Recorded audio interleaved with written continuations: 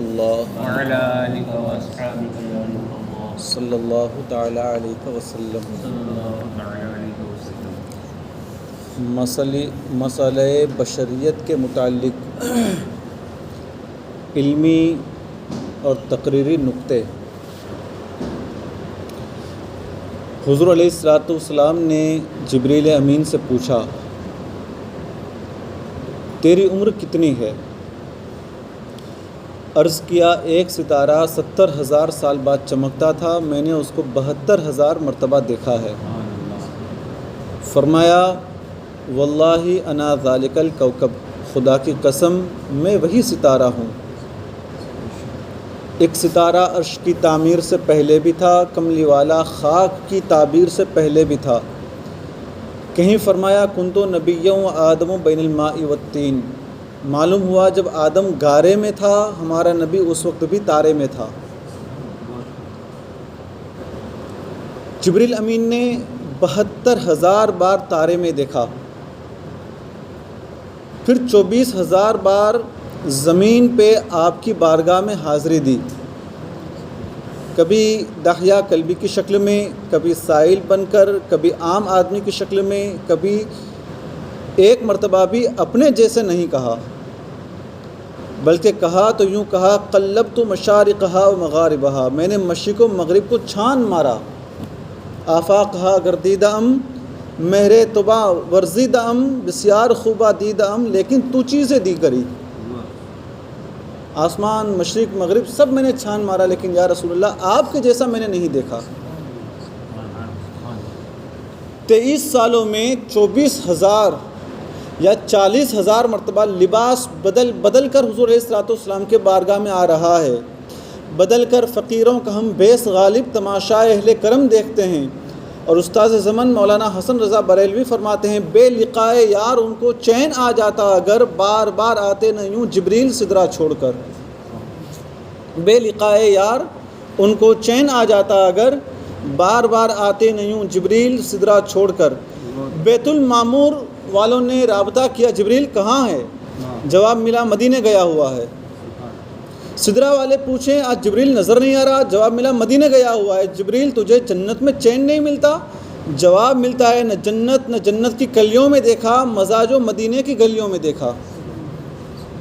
اور معراج کی رات قسمت جاگی، حضور کے قدموں کے بوسے لیے تو زبان حال سے کہا، نہ جنت کی کلیوں میں دیکھا، مزہ جو محمد کے قدموں میں دیکھا۔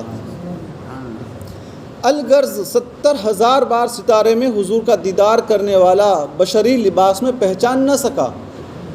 72,000 مرتبہ دیکھا نا، 70,000 مرتبہ ستارے کی شکل میں دیکھنے والا بھی بشری لباس میں جب دیکھا تو پہچان نہیں سکا۔ تبھی تو پوچھا، حضور آپ کی عمر کتنی ہے؟ پہچان نہیں سکا کہ یہ وہی ستارے والے ہیں۔ تبھی تو حیران ہوا جب حضور نے بتایا کہ میں وہی ستارہ ہوں۔ آج کوئی بن دیکھے کہے کہ میں نے پہچان لیا ہے، میرے جیسے ہیں، تو اب اس کا علاج کیا ہے؟ اس کا علاج صرف پاگل خانے میں ہو سکتا ہے، جن کے بارے میں خدا فرمائے، لولاک لما خلقت الافلاق، لولاک لما خلقت الدنیا، لولاک لما اظہرت الربوبیہ۔ نہ آدم تھے، نہ عیسیٰ تھے، نہ ظاہر تھا خدا پہلے، بنے ساری خدائی سے محمد مصطفیٰ پہلے۔ شاعر شعر پیش کرتا ہے، عطار خوشبو پیش کرتا ہے، معمار عمارت پیش کرتا ہے، خدا مصطفیٰ کو پیش کرتا ہے۔ فرمایا، هو الذی ارسل رسولہ بالہدی، یہ وہی ہیں جن کو ہم نے اپنا رسول بنا کر دنیا میں بھیجا۔ معمار عمارت سے پہچان کراتا ہے کہ میں وہی مستری ہوں جس نے قطب مینار بنایا۔ شاعر شعر کے ذریعے پہچان کراتا ہے، خدا اپنا تعارف مصطفیٰ کے ذریعے کراتا ہے۔ اسی لیے مجدد پاک فرماتے ہیں کہ میں رب کو اس لیے رب مانتا ہوں کہ او رب محمد است، میں رب کو رب اس لیے مانتا ہوں کہ وہ محمد صلی اللہ تعالیٰ علیہ وسلم کا رب ہے۔ شاعر کی جتنی تعریف کرو اس کے شعر میں عیب نکالو گے تو خوش نہ ہوگا، خدا کی جتنی عبادت کرو اس کے محبوب میں عیب نکالو گے نمازیں منہ پہ مار دی جائیں گی۔ جب عیب والا کسی عیب والے کو محبوب نہیں بناتا تو بے عیب کیسے عیب والے کو محبوب بنائے گا؟ یہ عبادت رات دن کی مجھ کو نامنظور ہے، دور ہے جو میرے احمد سے وہ مجھ سے بھی دور ہے۔ کیونکہ پہچان ہمیشہ شاہکار سے کرائی جاتی ہے۔ بڑے معمار سے پوچھو کہ اپنا تعارف کراؤ تو وہ یہ نہیں کہے گا کہ میں وہ ہوں جس نے فلاں لیٹرن بنائی، وہ کہے گا میں وہ ہوں جس نے فلاں جامع مسجد بنائی، فلاں عمارت میں نے بنائی، مجھے دیکھنا ہے تو اس عمارت کو دیکھ لو۔ اللہ نے فرمایا هو الذی ارسل رسولہ، میں وہ ہوں جس نے رسول کو بھیجا۔ رسول نے اعلان کر دیا من رآنی فقد رأى الحق، جس نے مجھے دیکھا اس نے حق کو دیکھا۔ انا مرأۃ جمال الحق، میں خدا کے جمال کا آئینہ ہوں، جس نے مجھے دیکھا اس نے حق کو دیکھ لیا۔ محبوب خدا کا کوئی ہم پایا نہیں ہے، اس شان کا مرسل تو کوئی آیا نہیں ہے۔ بے مثل نے محبوب کو بے مثل بنایا ہے، وہاں جسم نہیں تو یہاں سایہ نہیں ہے۔ لیکن جیسے پھول اگر نزلے والے کو پیش کرو گے تو اس کو خوشبو نہیں آئے گی جب تک نزلہ ہے، اور رسول کو پیش کرنا ہے تو اس کے سامنے نہ پیش کرو جس کو شرک و بدعت کا نزلہ ہے، ورنہ جیسے اس نے پھول کی خوشبو کا انکار کر دیا تھا، یہ رسول کی عظمتوں کا انکار کر دے گا۔ ایک ہی لفظ ایک علاقے میں عزت والے معنی میں بولا جاتا ہے، وہی لفظ دوسرے علاقے میں گھٹیا معنی کے لیے بولا جاتا ہے۔ جیسے مہتر کا لفظ لکھنؤ میں ذلیل بھنگی کے لیے استعمال ہوتا ہے، اور چترال وغیرہ کے علاقے میں سردار کے لیے بولا جاتا ہے، جیسے مہتر چترال۔ اسی طرح بشر انبیاء کے لیے بھی آتا ہے، اور کافر و مشرک کو بھی بشر کہہ سکتے ہیں، اور قرآن مجید میں ایسا لفظ حضور علیہ الصلوۃ والسلام کے لیے بولنے کی ممانعت ہے۔ فرمایا لا تقولوا راعنا، لہذا حضور کو خالی بشر کہنا منع ہے۔ جس عورت کو حضور علیہ الصلوۃ والسلام سے نسبت ہو گئی، فرمایا یا نساء النبی لستن کاحد من النساء، دنیا میں کوئی عورت تمہاری طرح نہیں ہو سکتی۔ جس عورت کو حضور سے نسبت ہو گئی، حضور کی زوجیت میں آ گئی، دنیا کی کسی عورت کے برابر وہ کوئی بھی عورت ان کی برابر نہیں ہو سکتی۔ جس امت کو آپ سے نسبت ہو گئی وہ خیر الامم بن گئی۔ جس مسجد کو سرکار سے نسبت ہو گئی وہ دوسری مساجد میں افضل ٹھہری۔ جس زمانے کو نسبت ہمارے آقا سے ہو گئی وہ خیر القرون ہو گیا۔ جس کتاب کو حضور سے نسبت ہو گئی وہ تمام کتابوں سے افضل۔ جب آپ کی نسبت چیز کو افضل بنا دیتی ہے تو سرکار کی اپنی ذات کی افضلیت کا اندازہ کون کر سکتا ہے؟ ورنہ تم بھی مومن، تمہاری بیوی بھی مومن، اور فرمایا انما المؤمنون اخوہ۔ ابراہیم علیہ الصلوۃ والسلام کو خواب آیا تو بچہ ذبح کرنا شروع کر دیا۔ اب کسی کو خواب آئے کہ بچہ ذبح کرو تو نہیں کر سکتا، اس لیے کہ نبی کا خواب وحی ہوتا ہے۔ تو جب نبی کی نیند ہماری طرح نہیں تو نبی خود ہماری طرح کیسے ہو گیا؟ کافر بھی بت خانے جاتے ہیں اور حضرت ابراہیم بھی گئے، لیکن دونوں کا جانا برابر نہیں، کیونکہ کافر پوجنے جاتا ہے، نبی بت توڑنے جاتا ہے۔ شمع پہ جائے تو جائے نہ پروانہ، وہ پروانہ نہیں رہتا، نبی بت کدے جائے وہ بت خانہ نہیں رہتا۔ سرکار نے فرمایا من رآنی فی المنام فقد رآنی لأن الشیطان لا یتمثل بی، فرمایا جس نے خواب میں مجھے دیکھا اس نے مجھے ہی دیکھا، کیونکہ شیطان میری مثل نہیں ہو سکتا۔ جب کوئی حضور علیہ الصلوۃ والسلام کو اپنے جیسا کہتا ہے تو شیطان بہت خوش ہوتا ہے اور تھپکی دیتا ہے، شاباش، جو کام مجھ سے نہ ہو سکا تو نے کر دکھایا، میں ان کی مثل نہیں ہو سکا۔ عام آدمی سے مولانا بن گیا، پھر بالفضل اولانا، پھر شیخ القرآن بن گیا، دیکھا کہ قوم جاہل ہے، جو بھی بن جاؤ مان لیتی، آخر اعلان کر دیا کہ میں نبی جیسا ہوں۔ جبریل جیسا تو قدم چومے، اور یہ مثلیت کا دعویٰ کرے، وہ بڑا ہو کر چھوٹا ہو رہا ہے جبریل، اور یہ چھوٹا ہو کر بڑا بنتا ہے۔ کسی کے سر پر شہرت کا بھوت سوار ہو تو اس نے گدھے کے حلال ہونے کا فتویٰ دے دیا کہ بدنام تو ہو جاؤں گا لیکن مشہور ہی ہو جاؤں گا۔ شہرت کے ہم حریص ہیں، عزت نہیں تو کیا، بدنام نہ ہوگا، اسی طرح نام ہو جائے بدنامی میں ہی۔ مسلم شریف کی حدیث ہے، حضرت ابن عمر رضی اللہ تبارک و تعالیٰ عنہما فرماتے ہیں کہ حضور علیہ الصلوۃ والسلام نے فرمایا صلاۃ الرجل قائداً نصف الصلاۃ، بیٹھ کر نماز پڑھنے کا آدھا ثواب ہے، بیٹھ کر نماز پڑھنے کا آدھا ثواب ہے، یہ نوافل کے بارے میں ہے، بیٹھ کر نماز پڑھنے کا آدھا ثواب ہے۔ فرماتے ہیں کہ میں نے دیکھا کہ حضور علیہ الصلوۃ والسلام خود بیٹھ کر نماز پڑھ رہے ہیں، حضور خود بیٹھ کر نماز پڑھ رہے ہیں۔ میں نے عرض کیا حضور ہمیں تو آپ نے فرمایا ہے بیٹھ کر پڑھنے سے آدھا ثواب ملتا ہے اور خود بیٹھ کر پڑھ رہے ہیں۔ فرمایا اجل ولکنی لست کاحد منکم، ہاں لیکن میں تم جیسا تو نہیں ہوں، چاہے کھڑے ہو کر پڑھوں یا بیٹھ کر میرے ثواب میں کمی نہیں ہوتی، میں تم جیسا نہیں ہوں۔ امتی کا کھڑے ہو کر نماز پڑھنا نبی کے بیٹھ کر نماز پڑھنے کے برابر بھی نہیں ہو سکتا کہ وہ پھر بھی امتی ہے اور یہ بہرحال اللہ کے نبی ہیں۔ مثلیت کے لیے ایک جز میں اشتراک کافی ہے، اور وہ آپ نے خود بیان کر دیا، نہ تم الہ ہو نہ میں الہ ہوں، ایک جز میں بھی اگر برابری ہو جائے تو کافی ہے۔ تو حضور نے خود فرما دیا کہ نہ تم الہ ہو نہ میں الہ ہوں، اس چیز میں ہم برابر ہیں۔ انا بشر مثلکم، میں تمہاری طرح بشر ہوں، کس چیز میں؟ خدا نہ ہونے میں، جس طرح تم خدا نہیں ایسے میں بھی خدا نہیں۔ اور ایسا اشتراک تو ہر چیز میں ہو سکتا ہے، پھر ہر چیز کی مثال کہلاؤ گے۔ مثلا کہا جا سکتا ہے الانسان کالکلب الا انہ ناطق، کہ انسان کتے کی طرح ہے مگر یہ کہ انسان ناطق ہے، کتا ناطق نہیں، ناطق یعنی بولنے کی قوت کتے میں نہیں ہے۔ جیسے یہ کہنا جائز نہیں ایسے ہی نبی کو اپنے جیسا کہنا جائز نہیں۔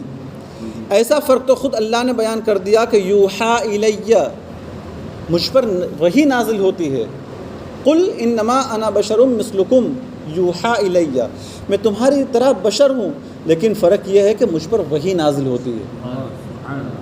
اور باقی کسر حضور نے نکال دی، لست مثلکم لست کاحد منکم ایکم مثلی لست کہیئتکم، اور تصدیق صحابہ نے کر دی، فرمایا انا لسنا کہیئتک یا رسول اللہ، یا رسول اللہ ہم آپ کی طرح نہیں ہو سکتے۔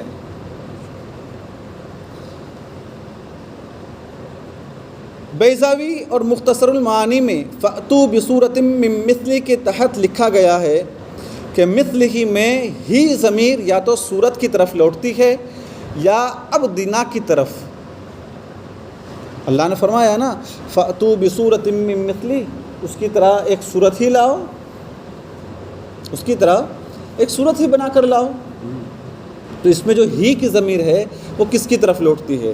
تو فرماتے ہیں یا تو ہی کی ضمیر صورت کی طرف لوٹتی ہے کہ اس صورت کی طرح کوئی صورت بنا کر لاؤ، یا ابدنا کی طرف لوٹتی ہے کہ ہمارے بندے کی طرح کوئی بندہ بنا کر لاؤ، اور یہ کر نہیں سکتے۔ تو پہلی صورت میں مانا ہوگا کہ میرے حبیب کی ایک ہی مثل لا کر دکھاؤ، ہرگز نہیں لا سکو گے۔ پھر امام بیضاوی فرماتے ہیں کہ ضمیر کو صورت کی طرف ہی لوٹانا زیادہ بہتر ہے، لأن الکلام فیہ لا فی المنزل علیہ، کہ بات ہی قرآن کی ہو رہی ہے، صاحب قرآن کی مثلیت کی بحث سے چھیڑنے والے تو بعد میں آئے۔ جب امام بیضاوی نے تفسیر لکھی اس وقت تو کسی کا یہ عقیدہ نہیں تھا کہ وہ ہماری طرح ہیں، لہٰذا ہی کی ضمیر لوٹنے کا جو مسئلہ ہے وہ صورت ہی کی طرف ہے۔ دیکھنے والے کہا کرتے ہیں اللہ اللہ، یاد آتا ہے خدا دیکھ کے صورت تیری۔ مدینے کے لوگوں نے ایک نظر دیکھا تو یہ نہیں کہا جاء البشر علینا، ہمارے پاس ایک بشر آیا، یہ نہیں کہا۔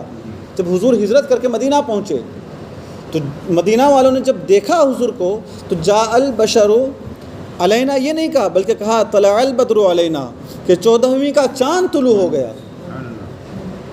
جو دیکھنے والے ہیں وہ تو ان کی خاک پاک و عرش سے اگلا مقام دیں۔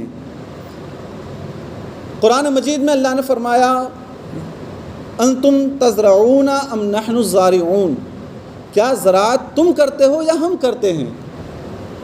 اناج اگاتے تم اگاتے ہو یا ہم اگاتے ہیں؟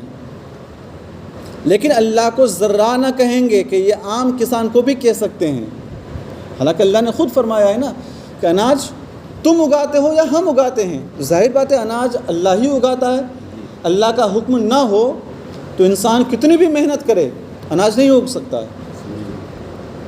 لیکن ذرہ اللہ کے لیے نہیں کہہ سکتے، اس لیے کہ وہ عام کسان کو بھی ذرہ کہا جاتا ہے۔ اللہ نے قرآن میں فرمایا بل یداہ مسبوطتان، اللہ کے دونوں ہاتھ کھلے ہوئے ہیں، مگر اللہ کے ہاتھوں کی بحث نہیں چھیڑ سکتے کہ ہاتھوں کی بات ہوگی تو فوراً اپنے ہاتھوں کا خیال آئے گا اور مثلیت کا تصور انگڑائی لے گا، تو اس طرح کی بحث کا دروازہ ہی بند کر دیا گیا۔ اس طرح کی بحثیں نہیں ہوتی ہیں۔ آخری بات، جہاں بھی قل کا لفظ آیا وہاں کوئی سوال ہوتا ہے جس کے جواب میں یہ لفظ بولا جاتا ہے۔ کافر کہتے تھے یأکل الطعام ویمشی فی الاسواق۔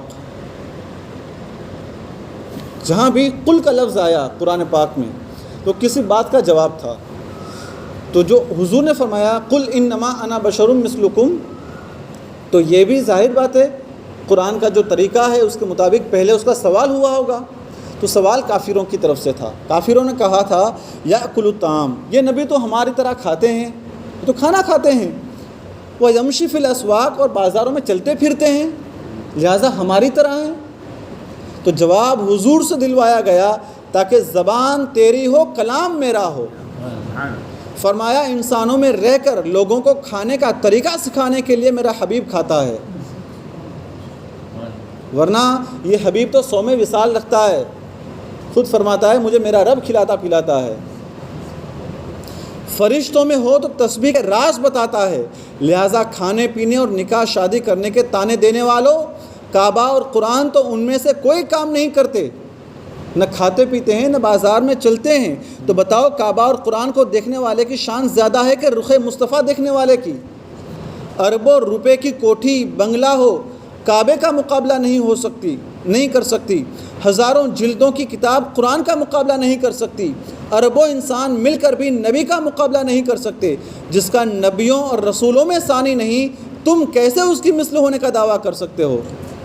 کتابوں میں قرآن افضل، مکانوں میں کعبہ افضل، انسانوں میں نبی افضل، اور وہ نبیوں میں نبی ایسے کہ ختم الانبیاء ٹھہرے، رسولوں میں رسول ایسے کہ محبوب خدا ٹھہرے، نہ قرآن کی صورتوں جیسی کوئی صورت، نہ مصطفیٰ کی صورت جیسی کوئی صورت۔ ہماری بشریت کثافت والی، نبی کی بشریت لطافت والی، ہماری بشریت بھٹکنے والی، نبی کی بشریت راہ راست پر لانے والی، ہماری بشریت کے پسینے سے بدبو پھیلے، نبی کی بشریت کے پسینے سے خوشبو پھیلے، پھر اللہ ہی جانے کون بشر ہے، آنکھ گلابی مست نظر ہے۔ لہٰذا لفظ جس مقام کے لیے وضع کیا گیا ہو وہیں اس کا اطلاق ہوگا۔ ایک ہی بندہ ہے، ماں اس کو بیٹا کہے گی، بیوی شوہر کہے گی، بہن بھائی کہے گی، بیٹا باپ کہے گا۔ اگر سارے ہی باپ کہنا شروع کر دیں تو بیوی گئی، اگر سارے ہی اس کو باپ کہیں گے تو بیوی نکاح سے گئی، اگر سارے بیٹا کہنا شروع کر دیں تو اولاد گئی۔ لہٰذا جو لفظ ماں کے لیے ہے وہ وہی بولے، جو بیوی کے لیے ہے وہ دوسرا نہ بولے۔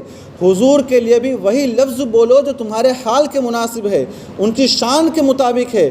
خدا والا لفظ ہم بولیں گے تو امت سے ہی نکل جائیں گے۔ ہم نے پھولوں کو چھوا، مرجا کے کانٹے بن گئے، اس نے کانٹوں پر قدم رکھا، گلستاں کر دیا۔ کیونکہ انسان کو دیگر حیوانوں سے ناطق نے جدا کیا۔ یہ ایک منطق کی بات ہے کہ ہر جانور حیوان ہے اور اس میں انسان بھی حیوان ہے، ہم بھی حیوان ہیں، لیکن سارے حیوانوں سے ممتاز کرنے والا اگر کوئی صفت ہے تو وہ ہے نطق، ناطق ہونا۔ بولنے کی قوت و صلاحیت اللہ تبارک و تعالیٰ نے صرف انسان کو دی، لہٰذا ہم حیوان تو ہیں لیکن حیوان ناطق ہیں۔ شیر کو سارے حیوانوں سے ممتاز کرنے والی چیز اگر کوئی ہے تو وہ ہے مفحرس، پھاڑ کھانے والی شے، پھاڑ کھانے والا جانور۔ تو ایسے سارے جانور سب کی الگ الگ ہے، سب حیوان ہیں، گدھا ہے، حیوان ناہق ہے، سب ہیں حیوان، لیکن حیوان کے اندر بھی الگ الگ کیٹیگری ہے، الگ الگ درجے ہیں۔ تو کہتے ہیں کہ انسان کو دیگر حیوانوں سے ناطق نے جدا کیا، اب اس کو صرف حیوان کہو تو غلط ہے۔ اگر ہم کو کوئی صرف حیوان کہے اے حیوان تو برا لگے گا، حالانکہ ہیں حیوان، اس میں کوئی غلط نہیں، لیکن ہم ہیں حیوان ناطق۔ بلکہ حیوان ناطق کہو گے جب ایک فصل کی وجہ سے انسان تمام حیوانوں سے جدا ہو گیا تو بشریت اور رحمت للعالمین میں تو 60 فصلیں ہیں۔ بشریت ایک بشر ہے اور حضور رحمت للعالمین ہیں، اس بیچ میں 60 فصلیں ہیں۔ حیوان میں اور حیوان ناطق میں صرف ایک فصل ہے ناطق، اور بشر میں اور رحمت للعالمین میں 60 فصلیں ہیں۔ بشر کے اوپر مومن، ہم بشر کے بعد کیا ہیں؟ مومن ہیں۔ بشر تو سارے انسان ہیں، کافر بھی ہیں، لیکن ہم مومن ہیں۔ تو بشریت کے اوپر ایک فصل ہے مومن۔ مومن کے اوپر ہے صالح۔ سارے مسلمان ہیں لیکن سب نیک نہیں ہیں، کچھ گنہگار بھی ہیں، بدکار بھی ہیں، سیاہکار بھی ہیں۔ صالح بشریت سے اوپر ہے صالح۔ صالح کے بعد پھر ہے متقی۔ سب نیک ہیں لیکن تقوی والے نہیں، وہ اس سے اوپر ہے تقوی والے۔ پھر متقی کے درجات، متقیوں کے بھی درجات ہیں۔ پھر ولایت صغریٰ، پھر اس کے 36 درجات، ولایت صغریٰ کے 36 درجات، پھر ولایت کبریٰ، پھر اس کے درجات، پھر قطبیت، پھر غوثیت، پھر قطب الاقطاب، پھر غوث الاغواث، پھر قطب الارشاد، پھر تبع تابعین، پھر تابعین، پھر صحابہ میں پھر درجات، حدیبیہ والے، احد والے، بدر والے۔ صحابہ بھی سب برابر نہیں ہیں، حدیبیہ والے، احد والے، پھر بدر والے، پھر بدر والے بھی سب برابر نہیں۔ پھر عشرہ مبشرہ، پھر خلفائے راشدین، پھر شیخین، خلفائے راشدین چاروں خلفاء، لیکن ان میں بھی سب برابر نہیں۔ شیخین ان میں افضل ابو بکر و عمر، پھر ابو بکر و عمر بھی برابر نہیں، صدیق اکبر ان دونوں میں افضل۔ پھر نبوت کے درجات، پھر رسالت کے درجات، پھر اولو العزم الرسول، پھر جن پر کتابیں اتری، پھر جا کر محمد الرسول اللہ صلی اللہ تعالیٰ علیہ وسلم۔ تو ایک فصل سے اپنے آپ کو دیگر حیوانوں سے ممتاز کر لیتے ہو اور 60 فصلیں درمیان میں ہونے کے باوجود مثل ہونے کا دعویٰ کرتے ہو۔ بات سمجھ میں آئی؟ حیوان ناطق ایک ہے، حیوان ایک ہے، حیوان ناطق ایک فصل ہے۔ تو ہم سارے جانوروں سے الگ ہو گئے، اور ہم بشر، حضور بھی بشر، لیکن ہمارے اور ان کے درمیان 60 فصلیں ہیں، پھر بھی ہم کہتے ہیں وہ ہماری طرح ہیں۔ تو اگر ہم کو یہی شوق ہے کہ حضور کو ہم ہماری طرح کہتے ہیں، تو پھر ہم یہ بھی کہیں کہ کتا بھی ہماری طرح ہے، ہم کتے کی طرح ہیں، ہم سور کی طرح ہیں۔ جب ایک فصل ہونے کی وجہ سے ہم اور کتا برابر نہیں ہو سکتے، ہم اور سور برابر نہیں ہو سکتے، ہم اور گائے برابر نہیں ہو سکتے، تو یہاں تو 60 فصلیں ہیں، تو برابر کیسے ہو سکتے ہیں؟ گر شمس و قمر، اس موضوع کو ایک ہندو شاعر نے لکھا ہے، اور اس کی ربائی لکھی ہے، اسی پر آج ہم اپنی گفتگو کو ختم کرتے ہیں۔ اور اس سے نام نہاد مسلمانوں کو، جن کے ذہن و ضمیر پر نبی جیسا ہونے کا بھوت سوار ہے، ان کو دعوت فکر ہے۔ وہ ہندو شاعر کہتا ہے، گر شمس و قمر کوئی ہاتھوں پہ میرے لا دے، گر شمس و قمر کوئی ہاتھوں پہ میرے لا دے، کونین کی دولت میرے دامن میں سما دے، پھر کال کا پرشاد سے پوچھے کہ تو کیا لے، نالین محمد کو وہ آنکھوں سے لگا لے۔ اگر کوئی چاند سورج میرے ہاتھوں میں رکھ دے اور ساری کائنات کی دولت جمع کر کے میرے دامن میں رکھ دے، پھر مجھ سے کوئی پوچھے کہ کال کا پرشاد تجھے کیا چاہیے، تو میں یہ کہوں گا کہ محمد رسول اللہ کا نالین میرے سر پر رکھ دے۔ انشاءاللہ تبارک و تعالیٰ، اللہ تبارک و تعالیٰ نے زندگی دی اور اللہ نے توفیق دی، تو آگے ایک اور نئی حدیث پاک کا ہم درس شروع کریں گے۔ اللہ تبارک و تعالیٰ ہم سب کو عمل خیر کی توفیق عطا فرمائے۔